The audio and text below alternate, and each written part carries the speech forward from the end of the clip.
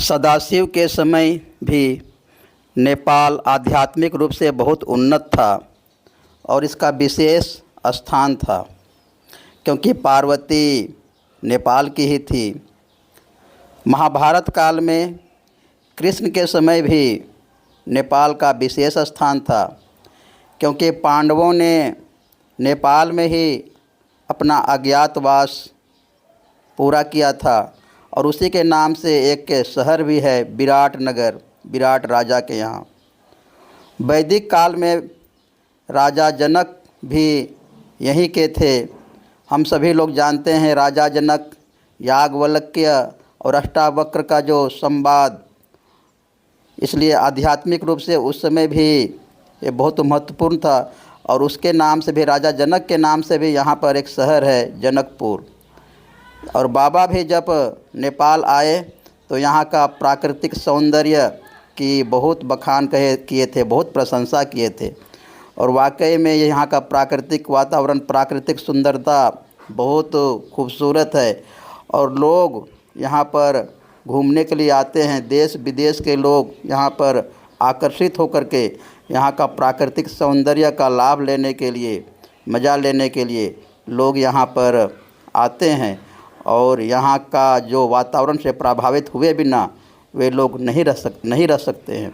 आप लोग खुद देख सकते हैं यहाँ का प्राकृतिक सौंदर्य कितना मनोरम है, कितना अच्छा है, जो बरबस ही दिल को पसंद आता है, दिल को भा लेता है, दिल को मोह लेता है। पर्वतस्य कन्या इति पार्वती। पार्वती शिव की परम भक्त थी। उनके माता पिता ने, रिश्तेदार ने शिव से शादी करने के लिए बहुत मना किया, पर पार्वती शिव की परम भक्त थी और शिव को ही उन्होंने पति के रूप में स्वीकार किया, उन्हीं के साथ विवाह किया। और ललित मार्मिक नृत्य जो हम लोग कीर्तन में करते हैं, उसी मुद्रा में उस शिव का आह्वान करती थी, शिव का बुलाती थी और लोक कल्याण के लिए उस शिव से नाना प्रकार का प्रश्न करती थी और शिव उसका उत्तर देते थे।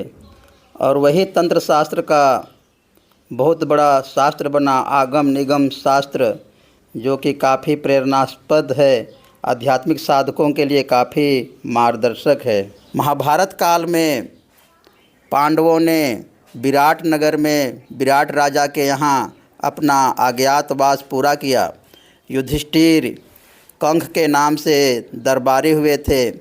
भीम बल्लभ के नाम से वहाँ का रसोइया का काम करते थे। और अर्जुन जो था बृहनला के नाम से राजा विराट की राजकुमारी को, बेटी को नृत्य सिखाता था।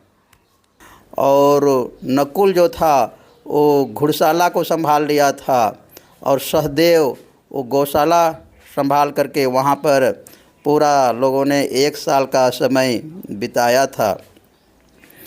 इसी प्रकार राजा जनक के समय जो जनकपुर में राजा जनक थे और वहाँ पर अष्टावक्र की जो आध्यात्मिक चर्चा, राजा जनक अष्टावक्र का शिष्य था और अष्टावक्र गीता और इतनी आध्यात्मिक, इतनी उच्च बातें उस समय अष्टावक्र और राजा जनक के बीच में चर्चा होती थी कि वह सब भी आजकल मनुष्य के लिए बहुत ही कल्याणकारी है, बहुत ही मार्गदर्शक है।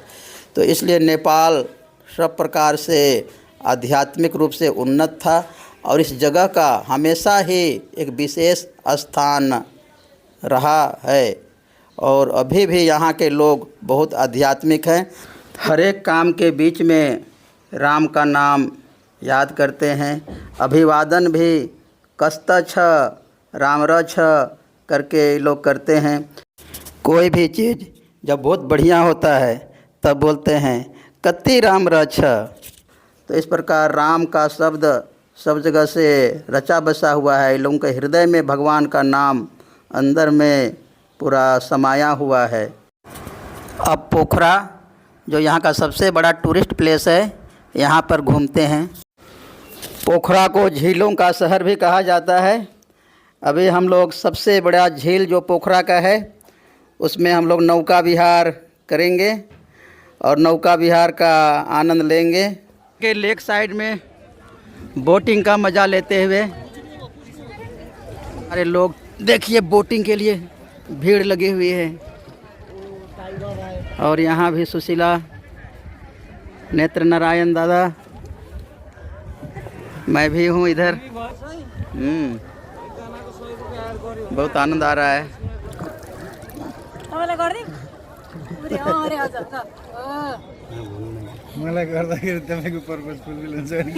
क्या सुंदर नज़ारा है यहाँ का, चारों तरफ पहाड़, बीच में झील, नौका विहार का मज़ा। सभी लोग बोट में नौका विहार कर रहे हैं। पोखरा में 10 बड़े बड़े झील हैं, परंतु ये झील सबसे बड़ा है, इसलिए पोखरा को झीलों का शहर भी कहा जाता है। देखिए किस प्रकार से पहाड़ों की भी हरियाली है और पहाड़ों के नीचे कल कल करती हुई साफ पानी का झील है और इसमें नौका विहार। क्या सुंदर वातावरण, beautiful mountain, beautiful natural scene. You can see so many boats and people are waiting.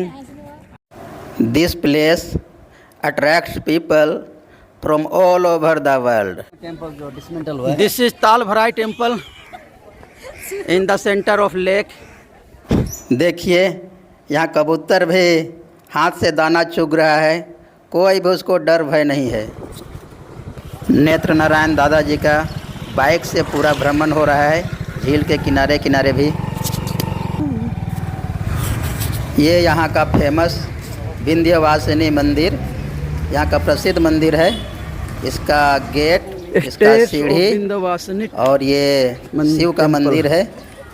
बहुत लोग यहाँ पर दर्शन करने के लिए आते हैं और यहाँ का नज़ारा देखिए अंदर का। मंदिर तो जो है सो है ही, लेकिन यहाँ का जो नज़ारा, यहाँ की हरियाली, यहाँ की सुंदरता, यहाँ जो लोग मेंटेन किए हुआ है इस मंदिर का परिसर को, वो वाकई काबिले तारीफ़ है। बहुत मनोरम, बहुत सुंदर, बहुत साफ़ सुथरा, इसलिए पर्यटक लोग इस जगह पर भी आते ही आते हैं। बाबा नाम केवलम, बाबा नाम केवलम, परमपिता बाबा की जय। सुंदर जगह, एकदम नंदन विज्ञान का खूब ख्याल रखा गया है। पोखरा की इकोनॉमी तो पूरा पर्यटन पर ही चलती है। ये पोखरा का यूनिवर्सिटी है, यूनिवर्सिटी ग्राउंड। और यहाँ हम लोगों के जो मार्गी दादा हैं, नेत्र नारायण दादा, ये यहाँ पर सोशियोलॉजी डिपार्टमेंट में लेक्चरर हैं और इसी बिल्डिंग में दादाजी पढ़ाते हैं बच्चों को। सुबह सुबह 6 बजे ही तैयार होकर के आते हैं लेक्चर देने के लिए। यह कॉलेज का म्यूजियम है और यहाँ पर जंगलों में, पहाड़ों में जो भी जीव जंतु, सांप, जानवर पाया जाता है, सबका इस म्यूजियम में बढ़िया से चित्रकारी किया हुआ है। और पूरा हमको दादाजी ने घुमाया। देखिए कितने सारे जानवर जो यहाँ पर पहाड़ों में पाए जाते हैं, रंग बिरंग के जंगली जानवर, शाकाहारी से लेकर के मांसाहारी। जय बाबा। दिस इज हिमालयन गिद्ध, भल्चर, ओरिजिनल इट इज़। यहाँ डिब्बा में सांप को ही, जो ओरिजिनल सांप है उसी का मम्मी बना करके रख दिया गया है। अलग अलग नाम दे करके डब्बा में लिखा हुआ है सांप का नाम। और यहाँ पर एक अंग्रेज़ आए थे, उन्होंने इतना सारा तितली का शोध किया है। कितना प्रकार का तितली, अलग अलग प्रकार का तितली, सबके बारे में उन्होंने लिखा, कौन से प्रजाति की है। बहुत बड़ा उन्होंने तितली का संग्रह किया है। बटरफ्लाई, बटरफ्लाई, केवल बटरफ्लाई। नेपाल में बटरफ्लाई तितली को पुतली कहते हैं और इसलिए जो इसका खोज किया, उसको जिस पर रिसर्च किया, अनुसंधान किया, उसको पुतली बाज कहते हैं यहाँ के लोग। अब हम लोग जा रहे हैं पोखरा का सारंगकोट, पोखरा का सबसे ऊंचा स्थान। वहाँ से सूर्योदय और सूर्यास्त साफ साफ दिखाई देता है। हम और नेत्र नारायण दादा बाइक से ही जा रहे हैं। पूरा पहाड़ों पर रास्ता बनी हुई है। एकदम घूम घूम के पहाड़ों का भी सीनरी आप देखिए, अगल बगल का रास्ते का क्या सुंदर नज़ारा है सारंगकोट का। ये सारंगकोट के ऊपर से सबसे टॉप का स्थान से कुछ फ़ोटोग्राफ्स, और ये उस ऊपर से व्यू पूरा पोखरा शहर दिख रहा है। थोड़ा धुंधला है इसलिए धुंधला धुंधला दिख रहा है, लेकिन पूरा यहाँ से पोखरा शहर दिखाई पड़ती है। तो ये जगह काफ़ी सुंदर है, काफ़ी ऊंचाई पर है। हवा भी बहुत तेज़ चलती है यहाँ पर। और यहाँ भी हम लोगों का विजिट हुआ। सारंगकोट, बाबा नाम केवलम, बाबा नाम केवलम, बाबा नाम केवलम। देख लिए आप लोग पोखरा का सारंगकोट भी। जय बाबा। पोखरा में मार्गी लोगों ने हमको वाटरमेलन जूस के साथ स्वागत किया। Warm welcome. तो ये रहा मेरा नेपाल में पोखरा का टूर। बहुत अच्छा रहा। यहाँ का सभी जो टूरिस्ट प्लेस है वो सबका दर्शन हुआ, नौका विहार हुआ, मार्गी लोगों के साथ धर्मचक्र भी हुआ और दीक्षाएं भी हुई।